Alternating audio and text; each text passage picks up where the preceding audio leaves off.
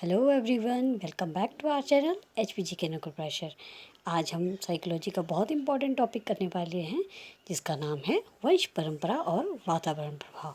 तो चलिए जानते हैं, ये एक बहुत ही इम्पॉर्टेंट टॉपिक है और इससे हमेशा ही साइकोलॉजी में क्वेश्चन देखे जाते हैं। तो आप ये जो टॉपिक है इसको ध्यान से देखें और फिर हम क्वेश्चन भी अगर आपको इसका दूसरा पार्ट चाहिए जिसमें कि क्वेश्चन आंसर डिस्कस करेंगे, वैसे तो टॉपिक पूरा इसी में कवर हो जाएगा। लेकिन आपको अगर इसके क्वेश्चंस भी चाहिए तो आप प्लीज़ मुझे बताइएगा, मैं इसका सेकंड पार्ट भी लेके आऊँगी। तो चलिए जानते हैं वंश परंपरा और वातावरण प्रभाव के बारे में। ये रहेगा साइकोलॉजी का topic, very very important for HPJVT TET, TGT TET, non medical, medical and arts के लिए। तो चलिए देखते हैं। सबसे पहले है वंश परंपरा। वंश परंपरा और वातावरण बालक के व्यक्तित्व विकास में महत्वपूर्ण भूमिका अदा करते हैं। तो जैसा कि आपको पता ही होगा, वंश परंपरा और वातावरण दोनों ही जो हैं ये बच्चों के विकास में बहुत ज़्यादा महत्वपूर्ण भूमिका निभाते हैं। जैसे कि अगर बच्चा पैदा हुआ है और उसको अच्छा वातावरण अगर नहीं मिलता है तो उसके विकास में कहीं ना कहीं कोई त्रुटि रह जाती है। दो बालकों में भिन्नता इसी का कारण होती है। दो बच्चों में जो भिन्नता होती है वो क्या होती है, एक वंश परंपरा और दूसरा उसका वातावरण कैसा है।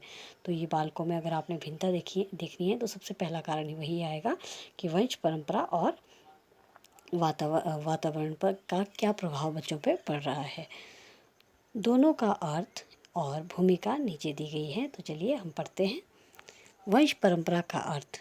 वंश परंपरा की व्याख्या, जो वंश परंपरा होती है इसकी व्याख्या जानेंगे। एक निषेचित अंडे में विशिष्ट गुणों का संभावित उपस्थिति के रूप में की गई है। तो ये आप याद रखेंगे कि आपसे एग्जाम में पूछ सकते हैं इसकी डेफिनेशन की, वंश परंपरा की परिभाषा क्या है। तो एक निषेचित अंडे के रूप में विशिष्ट गुणों की संभावित उपस्थिति के रूप में की गई है। तो ये आएगा इसकी डेफिनेशन वंश परंपरा की। जीव विज्ञान के आधार पर वंश परंपरा का अर्थ उन गुणों से लिया गया है जो निषेचन यानी कि फर्टिलाइजेशन के समय विद्यमान हो अथवा अस्तित्व में हो। इन संभावनाओं को विकसित किया जा सकता है। तो चलिए आगे जानते हैं। अब आता है वंश परंपरा की अवधारणा। अब कॉन्सेप्ट देखेंगे। वंश परंपरा के बारे में दो प्रमुख दृष्टिकोण हैं। तो वो क्या क्या हैं? एक तो है इसकी सीमित अवधारणा और दूसरी है इसकी सीमित अवधारणा और एक है विस्तृत अवधारणा। तो चलिए जान लेते हैं। सीमित अवधारणा के अनुसार वंश परंपरा का अर्थ समानता, अर्थात एक मनुष्य का बच्चा जो है वो बच्चा ही होगा, शेर या कुत्ते का या किसी जानवर का नहीं होगा। तो ये तो आ गई जो सीमित अवधारणा है। अब दूसरी आ गई विस्तृत अवधारणा के अनुसार वंश परंपरा और असमानता दोनों रूपों में हो सकती है। इसका अर्थ है कि हम आंशिक रूप में गुणों का ग्रहण करते हैं, संपूर्ण रूप में नहीं। यानी कि हम जो हमारे अंदर गुण आते हैं माता पिता से, वो केवल आंशिक रूप से होते हैं और उनका जो पूरा प्रभाव है वो पूरा वातावरण के अकॉर्डिंग ही जो है उसमें निखार होता जाता है। तो ये आपने याद रखना है। विशिष्ट गुणों के विकास के लिए आनुवंशिक गुण उत्तरदायी होती है, यानी कि जीन्स जो हैं। याद रखिएगा, एग्जाम में क्वेश्चन पूछा जा चुका है पहले भी। विशिष्ट गुणों के विकास के लिए कौन उत्तरदायी है? तो आंसर आ जाएगा आनुवंशिक गुण यानी कि जीन्स। Next question. बच्चे का लिंग भी गर्भाधान के समय ही निर्धारित हो जाता है। तो बच्चे का जो लिंग होता है वो भी गर्भाधारण के समय निर्धारित किया जाता है। नेक्स्ट देखते हैं। वंश परंपरा के यांत्रिक सिद्धांत। तो चलिए अब देखते हैं वंश परंपरा के सिद्धांत। नंबर 1 है गाल्टन का सिद्धांत।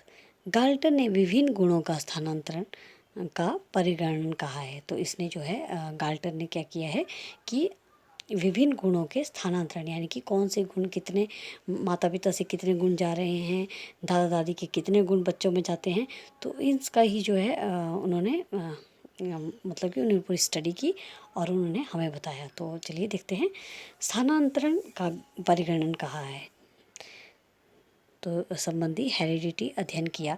जो गाल्टन थे उन्होंने जो है स्थानांतरण का परिगणन नामक हेरिडिटी का अध्ययन किया और पाया कि यह अध्ययन उसने पीढ़ी दर पीढ़ी किया, यानी कि एक पीढ़ी से दूसरी पीढ़ी, दूसरी पीढ़ी से तीसरी पीढ़ी ऐसे किया।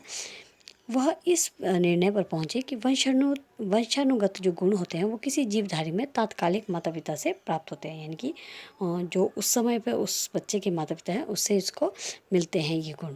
तो इसमें माता पिता के 50% याद रखिएगा। गाल्टन के अनुसार माता पिता के कितने प्रतिशत गुण बच्चों में आते हैं? 50%। 25% जो हैं ये दादा दादी के, और 12.5% जो हैं ये जाते हैं परदादा दादी से। तो याद रखिएगा जो गुणों का परिगणन है वो किसने किया है? गाल्टन ने किया है। गाल्टन के अकॉर्डिंग ही माता पिता के जो गुण हैं वो 50%, दादा दादी के 25%, और 12.5% जो है वो परदादा दादी के गुण होते हैं। तो आई होप आपको ये गाल्टन का वाला कॉन्सेप्ट समझ आ गया होगा। चलिए आगे देखते हैं। बीजमैन का सिद्धांत। इस सिद्धांत को जो है जर्म प्लाज्म या जनन द्रव की निरंतरता के सिद्धांत के रूप में भी जाना जाता है। बीज में किसके सविता आपसे एग्जाम में पूछ सकते हैं कि जनन द्रव की निरंतरता के सिद्धांत को किसने दिया? तो ये दिया था बीजमैन ने, जिसको कि जर्म प्लाज्म भी कहते हैं। बीजमैन कहते हैं कि जनन द्रव में जो है निरंतरता होती है, या एक पीढ़ी से दूसरी पीढ़ी में स्थानांतरित हो जाते हैं। तो जो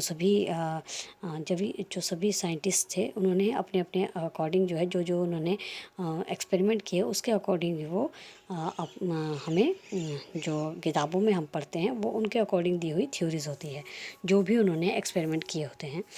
तो नेक्स्ट देखते हैं। यह इस निरंतरता का परिणाम है कि मनुष्य की संतति मनुष्य ही होती है। इन्होंने यही कहा है कि मनुष्य के जो बच्चे होंगे वो मनुष्य ही होंगे। तो है तो सबके सेम कहने का नज़रिया, लेकिन हमने अलग अलग से अगर हम पढ़ रहे हैं तो आपको पता होना चाहिए कि जर्म प्लाज्म ये किसने दिया है? बीजमैन ने। तो आप याद रखिएगा। नेक्स्ट देखते हैं। नेक्स्ट है, थर्ड है डार्विन का सिद्धांत। याद रखिएगा, वेरी वेरी इंपॉर्टेंट। डार्विन ने 1859 में द ओरिजिन ऑफ स्पीशीज़ नाम की जो है एक किताब लिखी, मीन्स ऑफ नेचुरल सिलेक्शन लिखी, जिसमें उन्होंने कहा कि इस सिद्धांत के अनुसार जीवन का विकास प्राकृतिक चयन के अनुसार होता है, यानी कि प्रकृति जिसे फिट मानती है वो खुद सरवाइव करना जो है सीख जाता है। ये एक मानना था डार्विन का। तो डार्विन का सिद्धांत जो है ये विकास का सिद्धांत है, या सर्वाइवल ऑफ द फिटेस्ट, यानी कि योग्यतम की रक्षा भी इसको कहा जाता है। तो आप ये जो है एक बार देख लेते हैं क्या क्या लिखा है। इस सिद्धांत के अनुसार जीवन का विकास प्रकृति के चयन द्वारा होता है।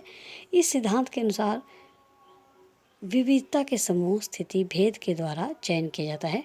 वातावरण में अनुकूलन के लिए जीवधारियों में एक सतत संघर्ष चला हुआ है।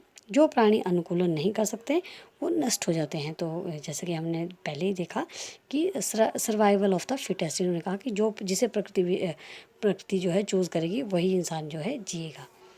तो चलिए, आई होप आपको ये पता लग गया होगा। डार्विन का सिद्धांत विकासवाद का सिद्धांत है, और ये किसने दिया है? द ऑरिजिन ऑफ स्पीशीज़ नामक किताब में इन्होंने बताया है सारा, 1859 में जो कि ये किताब लिखी गई थी।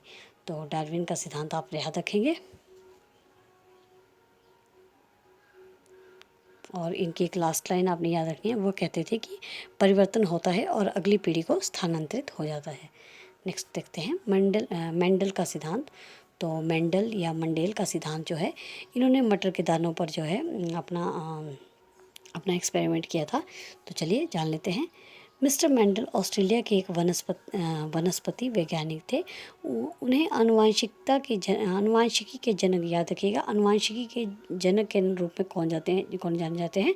ग्रेगर मेंडल, इनका पूरा नाम है ग्रेगर मेंडल। तो ये जाने जाते हैं। इन्होंने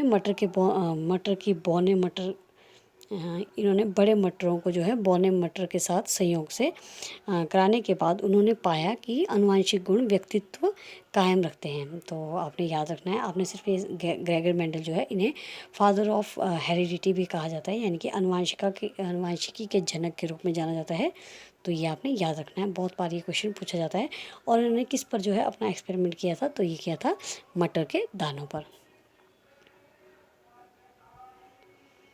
नेक्स्ट है लेमार्क का सिद्धांत, वेरी वेरी इंपॉर्टेंट।